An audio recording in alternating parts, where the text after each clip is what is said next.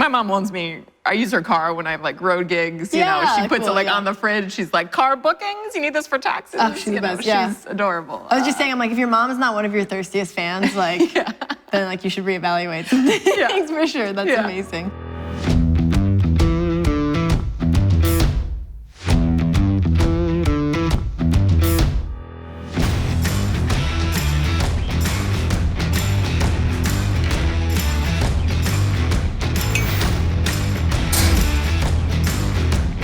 Everyone, we've got comedian and writer Meghan Hanley joining us to talk about the world of comedy and how she too found her path in life through track and field, albeit in a very different way.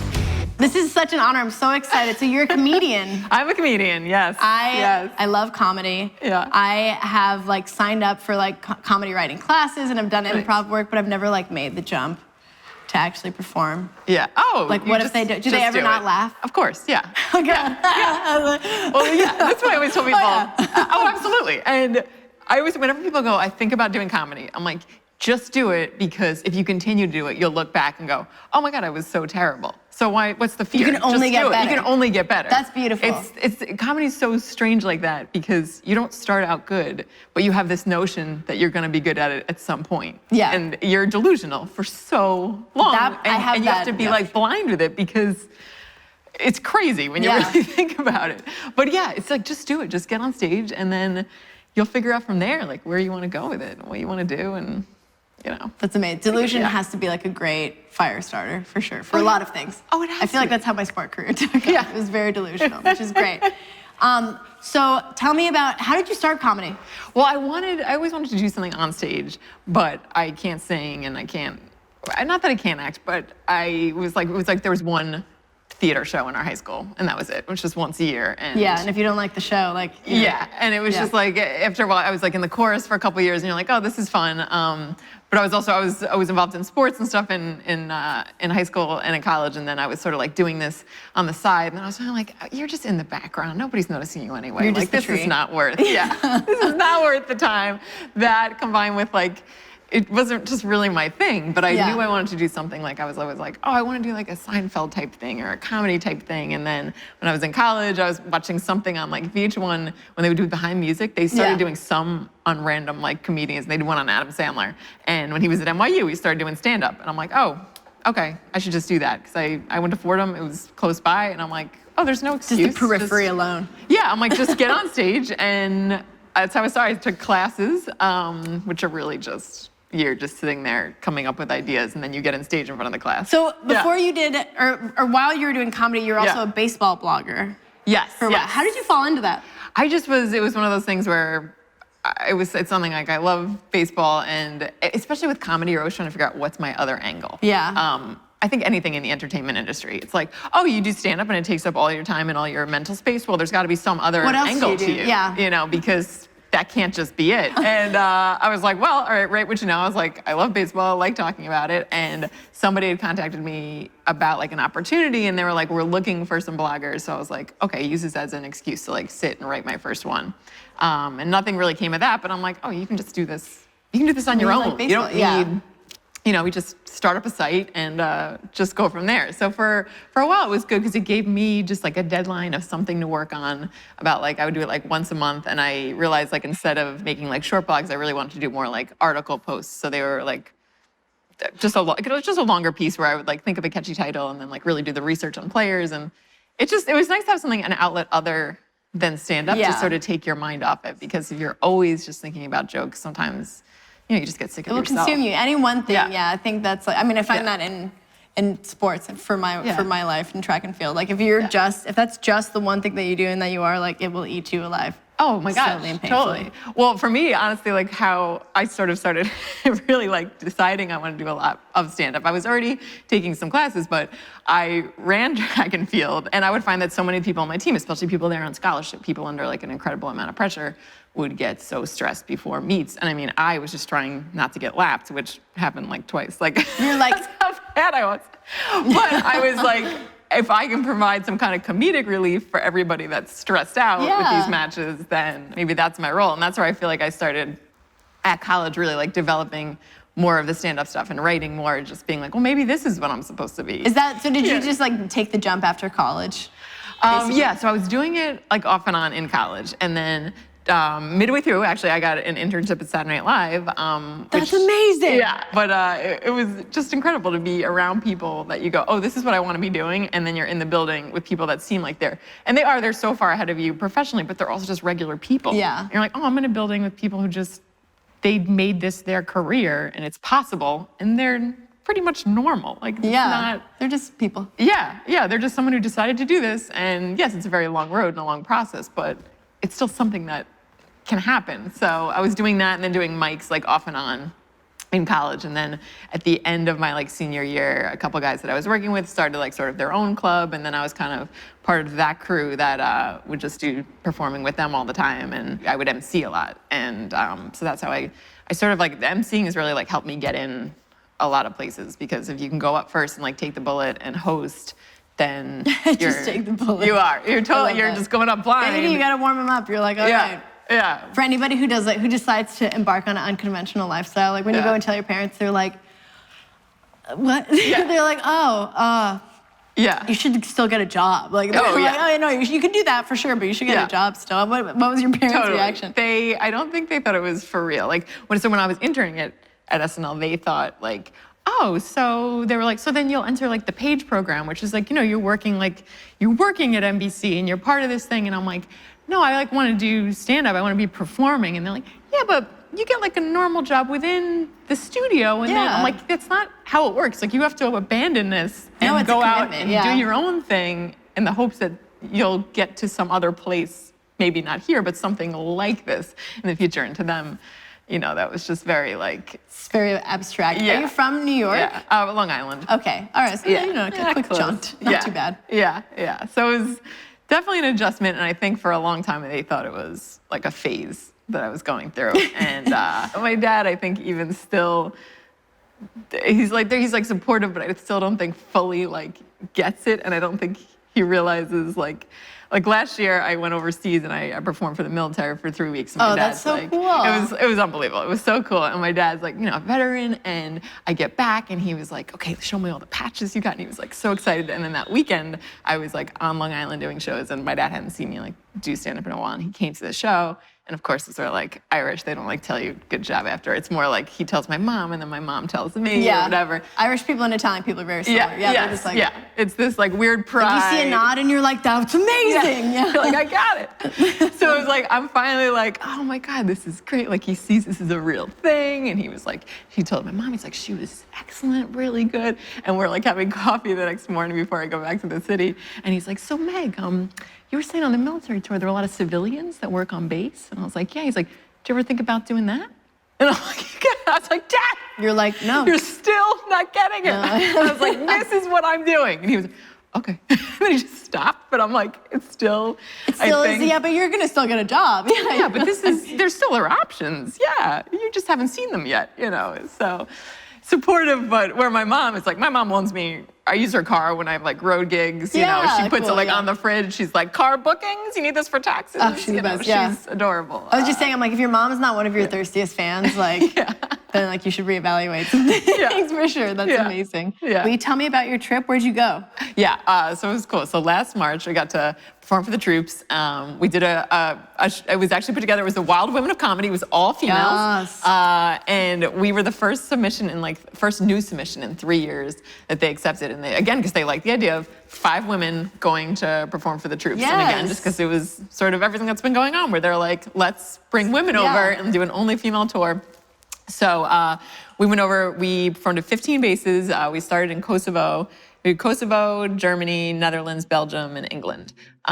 So we flew to Kosovo. We were there for a couple of days, and then we flew to Germany. And then after that, everything was by bus. And then we took a boat to England, and then sit on the bus. So we had like a driver, and it was so cool. It was like a full-on tour. It was a full-on tour, and what was cool about it, aside from performing for the troops, was amazing. Like for us, like as comics, you're always such a loner. Like you go into situations, just you, and going, now who am I working with? So to be on tour, and to be on tour with 5 women that like some of us knew each other, but some of us didn't know each other as well. Like everyone was making all the jokes, like, you guys are all going to be fighting. And it's like, no, we didn't. We had a great time, and it was everybody very really thinks that supportive. we're all fighting each other all the time. No. We're like, no, stop it. Yeah. I mean, there were times we got on each other's nerves because you're traveling for 20 days together, and like essentially people travel differently. You find out. Yeah. Packing and unpacking. I mean, every day. Like we stayed overnight at the same place twice in the whole tour, so you were hard. You know, always on the go.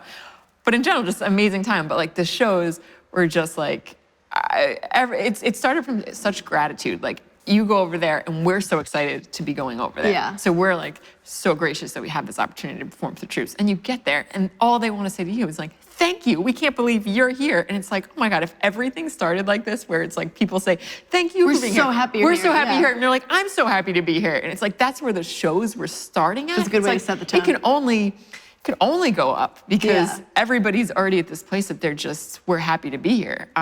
So it was just amazing, and just hearing just different people's stories, and it was just like such a joy. I feel like in 2018, 2019, like this is very much like the time of the woman, you know? Yeah. Have you run into like even having conversations a lot? Like what have you run into that's been like distinctly different as a female experience being a comedian versus what you know from like being like a more of a male dominated type industry?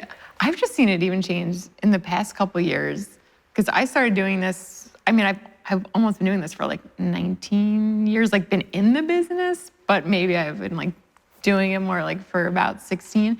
And I've just seen like such a crazy shift in that period of time. And really in the past like few years, you just see there's like so many more new female comics, and there's like female like friendly open mics where, you know, when I first started, you go to mics and like even the conversations that were being had are like, all the jokes that we're doing, where I could see like some women going like, I don't really feel comfortable here, or like even that safe here with some of the jokes that are being made. That's how I feel like a lot of comedy. Like I feel like the vast majority of comedy, like you hear some of the jokes and you're like, oh, that's really aggressive. You're just like, that's really intense. I think it's a combination of like, they see that like, oh, and it's something that I don't understand how it's taking this long for people to realize, like, oh, women have money, and women like spending money, and women like seeing other women on stage. Yes. Oh, is this a market? Like for the longest time, I feel like it was this, oh, it's not that much of a market, and they would let some female comics in, but only a few. Like it was like, oh, we can't have too many. You'd be the chosen ones. Yeah, and then the problem with that was you would only get certain people getting in, and then they would seem to get everything over and over again. So then from that, people start getting jealous, and then there's just like, why is it, why am I not getting that? And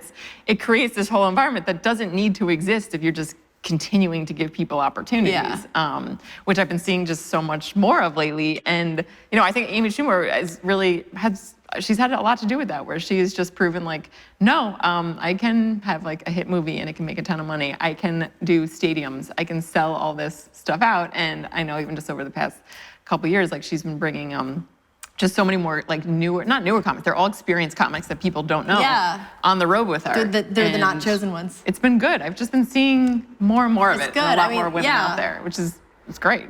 It's good. Like this is progress. I think for a lot of industries, and I'm sure like comedy might be similar to, tell me if I'm wrong, like for so long, like if there is more than one woman involved, like then it's gonna be like for some reason they have to compete against each other. Yeah. And it seems now that there's almost been like a paradigm shift where it's like, oh wait, we could actually support each other, and like now there's enough sunshine for everybody. Yeah. So I've seen some of your comedy, and like your writing is like just so clever and just smart, and I mean just like relevant. that's so nice. What do you have like a writing process? God, it's like it's always an evolution. I feel like it's constantly evolving. Totally. It usually starts out where sometimes it depends where like I get an idea. Sometimes they're from something random, something that I've experienced. Sometimes you're lucky enough that like you write something down. Like I have a joke where I'm talking about like a mom pushing a stroller, and she's like freaking out, and I like saw that woman in Brooklyn. And I like made a note of it and then wrote about it, forgot about it. And then it was one of those shows where like sometimes the shows are so good that I don't know, it like sparked it in my brain and I like wrote it on the stage. And then it's like in my act and it's like a killer bit. That is something that rarely happens. When that happens. That would be great if that happened all the time. That would be amazing if it happened constantly. But for the most part, I'll sort of like start with an idea and then you go, all right, you try it out on stage. And right off the bat, if you can get some laughter in pockets of it, you go, okay. Something to work with. There's something here. It's a nonstop process where I have to also remind myself, like any of the jokes I have that work, didn't start out as that joke. And that I feel like is a very difficult. They weren't always A+. Yeah, or like they weren't worded that way, you know, like, so I'll be like, oh, I can't write anything, like nothing's funny. And then I'm like, yeah, but that bit wasn't this bit when it started. You kept trying it, and then sometimes, in some cases, a year later, I say something and I'm like, why didn't I think of that? You're like, that's funny. That connected all this. Where was that? Like, why didn't that happen sooner? But you just keep and needed putting that it out there. gestation, yeah. Yeah, you just massaging it. Yeah, it's almost like I feel like sometimes it almost takes a year for a bit, or maybe less depending on how much like you're getting on stage, where it like becomes an idea, then it becomes a bit, but then you know the bit works, and then you get comfortable in the bit. And then when you're so comfortable in the bit, then maybe more comes out of it, or you just don't have to think about it anymore. You know it's gonna be killer, and you know where you can line it up. But like that whole process just can take it. It's a process of like, it's so much work to act like you just are talking. That's it, yeah. You're like, it's a lot of work just to be so casual up here. Yeah. But there's constant progression and there's constant growing. But I think something that kind of you touched on that I know was similar for me with my track career, like when you're working towards something and you feel like you're almost there, but then you start seeing the people in the periphery, like they start making it, they sign contracts, they get these deals, and you're just like, my phone's dry right now. What kept you just riding through? What kept you just chugging along? That's like, that's some of the hardest part, and is like, especially with social media. I mean, you go to just log in to Facebook and you just see someone's post. Everybody's doing better than you. You're my God. Something that I've tried to do, and in some cases, yes, but also in some cases, when I start to like go down a rabbit hole, like, and you go, oh my God, like I go, wait a minute, look at your profile. And I go, oh, I'm also full of it. Like, I'm killing life. Yeah, if you look at this, everything's amazing. I'm not posting like everything else that's going on. Like, of course, this is great. But it is hard because you just work towards so many things, and you just don't know. Well, there's no guarantee. There's no guarantee. But it's this feeling that like, I know that I can't not do this. Yeah. So there's not the option of giving up on it. And it's sort of like one of those, the only way like around it is through it. So you just keep going, and then you just don't know. A friend of mine even said, she goes, you never know what email you're gonna get in an hour. And it really can be like, you get an email and you go, oh, that like month, that went from being a slow month to this is a big money gig, and I can fill in these dates. Or just someone just wants to work with you, and you're just like, oh, I didn't see that coming. Like, you just don't know.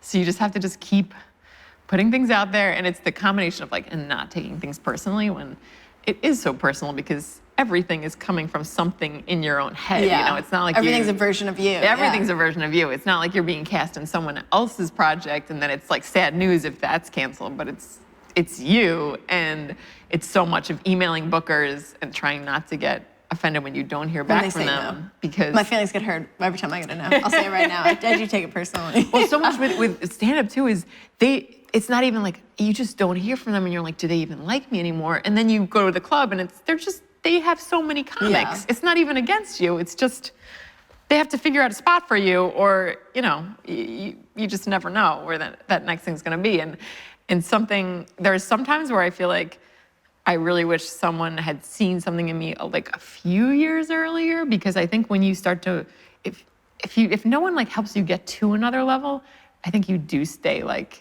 you don't get better at a certain point. Like, somebody needs to elevate you and give you like another challenge, or you just start to feel like you're stuck, and then creatively it's difficult to get out of that, and it's difficult to create something. Yeah, it's hard to find inspiration when you're just plateaued. Yeah, and it's like, I did a podcast recently, and someone's like, what's your greatest fear? And I was like, just being stagnant. And they're like, what? I'm like, I'm like, working and going nowhere. I was like, that just overwhelms me. And I feel like, because I have been there, and you do come out of it, but you don't know when. And I feel like for me, last year was a chance where like I got so many opportunities, and it was like, oh, now this makes all the rest of this easier, because I've just had to perform in like so many different environments and different places, and I was traveling so much that now, like this year, I feel like I don't know, I just feel like I have a better hold on things, and like a different person on stage and like off stage, where it feels like very hopeful, but then it's so hard for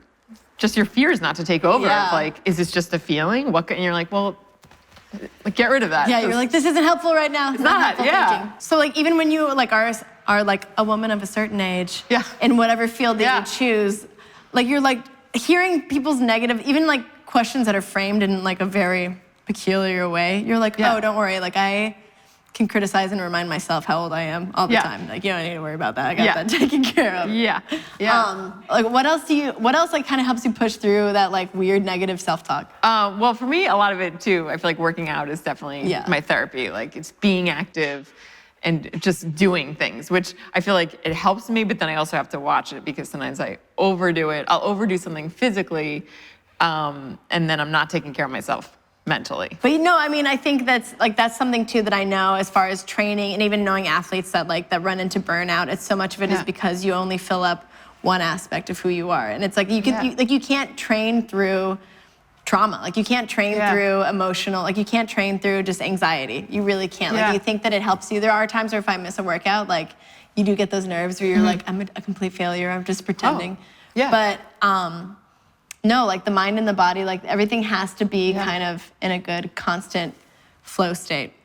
Something that I thought, I was watching some of your videos online that you had said, and you were talking about like the mind-body connection, and you were saying that sometimes like Lacey, the body doesn't always match up with like Lacey on the inside. And I thought that was like so amazing. And I thought that, and I'm like, oh, I sometimes deal with that in the opposite sense, where like I will be in such a bad mind place where I'm like, nothing's working out, like nothing's gonna get better. This is never, and I really have to like stop and like look at myself in like the mirror and say like, hey, like look at you, you're okay, like you're all right. Things are going pretty good. It's okay, like it's all right, but it's just, I just thought that was like such a like, so spot on what you said. I was like, it's like, it's hard. It is, it's really hard, and everything's connected. And I feel like comedians, like comedy is known for just like rampant drug problems and alcohol and like depression. And do you think there's like a lot of it? There's been lately a couple of like comedians' deaths that have just been, it's just horrible. It's just so sad, and and it's I don't know. I feel like I don't really deal with it too much. Like I feel like I deal with the average person where you're just like down yourself. But I can't like fully imagine. I think comedy's so interesting because like you have to be really self-aware. Like you have to be super, super self-aware, and it's like it can go one of two ways. You can do it with compassion, or you can do it just like completely with deprecation. I think also for a lot of people, it's like sometimes you are in this like depressed, like lonely state. Not even state. It's just depending on where you're coming from. So that's comedy's like your outlet. It's like your feel-good thing.